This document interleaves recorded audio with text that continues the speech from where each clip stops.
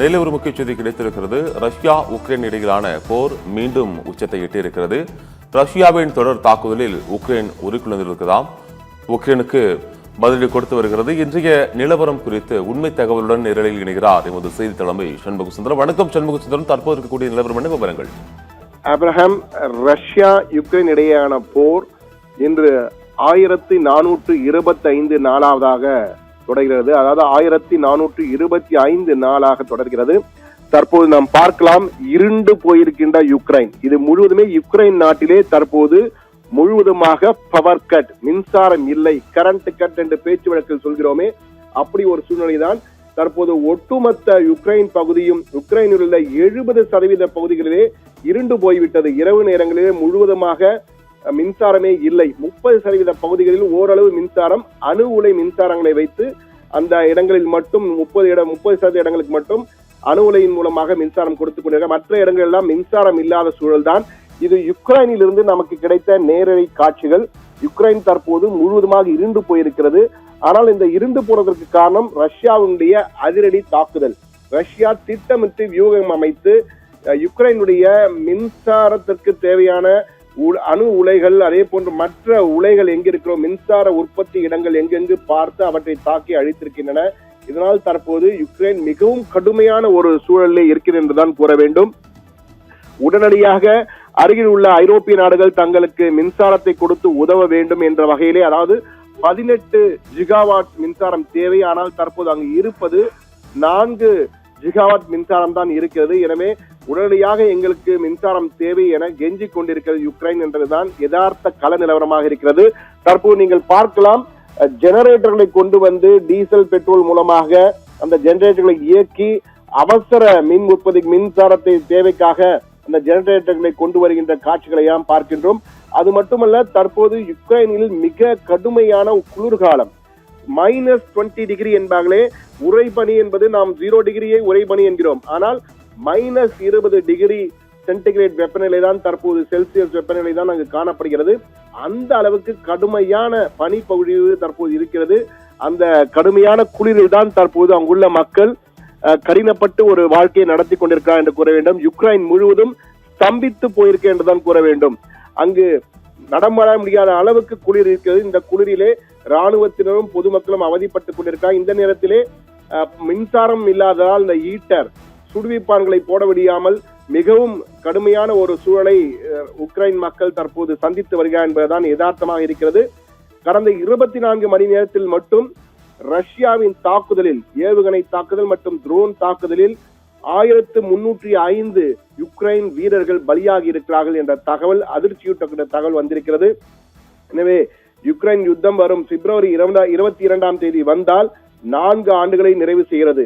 கடந்த 2022ஆம் ஆண்டு பிப்ரவரி மாதம் தான் இந்த தாக்குதல் தொடங்கியது.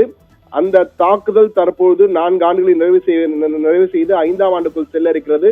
அதற்குள்ளாக எப்படியாவது அமைதி பேச்சு நடத்தி அந்த சமரச உடன்படிக்கையை கொண்டு வர வேண்டும், போர் நிறுத்தத்தை கொண்டு வர வேண்டும் என தற்போது யுக்ரைன் அதிபர் ஜெலன்ஸ்கி தலைமையிலே ஒரு முக்கிய குழு ஒன்று சுவிட்சர்லாந்தின் தாவோஸ் நகருக்கு சென்றிருக்கிறது. அங்கு வேர்ல்ட் எக்கனாமிக் ஃபாரம், உலக பொருளாதார அமைப்பினுடைய மாநாடு நடைபெற இருக்கிறது.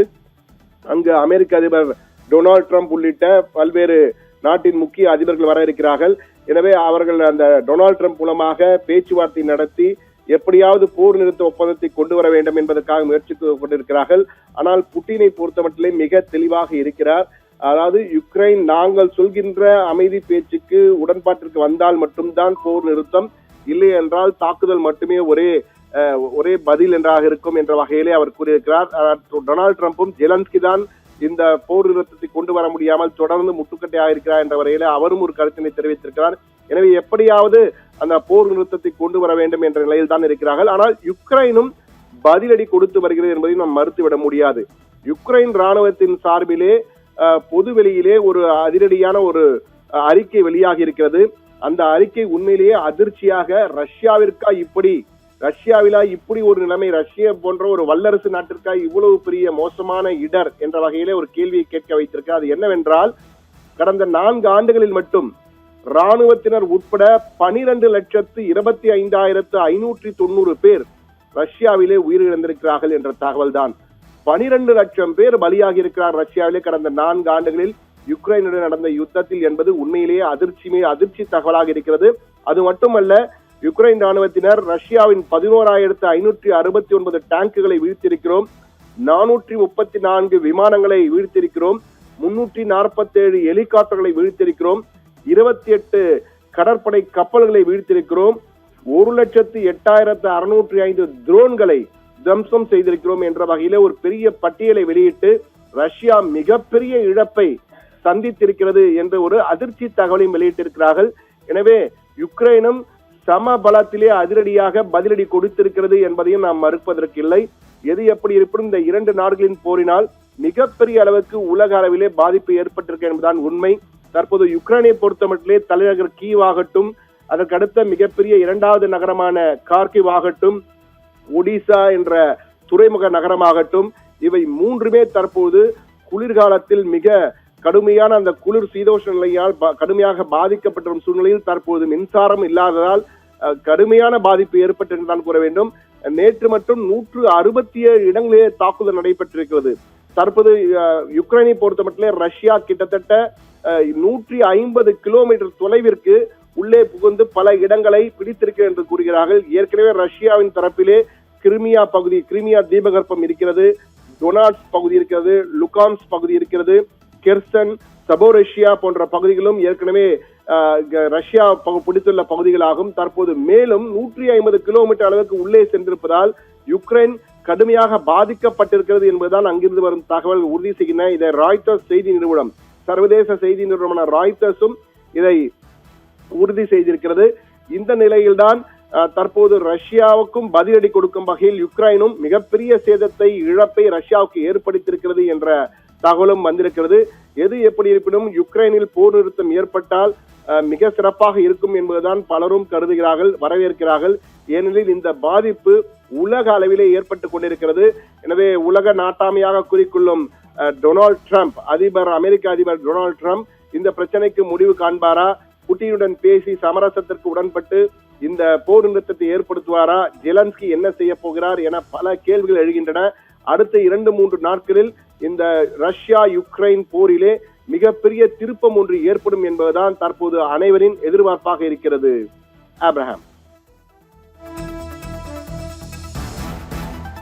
12 லட்சம் ரஷ்ய வீரர்கள் கொல்லப்பட்டதாக யுக்ரைன் ராணுவம் சார்பிலே கூறப்பட்டிருக்கும் தகவல் உண்மையானதா, அதிகாரப்பூர்வமானதா என்பது இன்னும் தெளிவாக தெரியவில்லை என்பதுதான் மிக முக்கியமாக பார்க்க வேண்டியிருக்கிறது. என்றால் அவர்கள் கூறியது ஒரு பக்கம் இருந்தாலும் மறுபக்கத்தை அதற்கு மாற்று கருத்துக்களும் வந்து கொண்டிருக்க, அவ்வளவு பேர் இறக்கவில்லை என்ற கருத்துக்களும் கூறப்படுகிறது. ஆனால் எவ்வளவு பேர் இறந்தார்கள் என்பது குறித்து உண்மை தகவல் இன்னும் வெளியாகவில்லை என்பதுதான் குறிப்பிடத்தக்கது.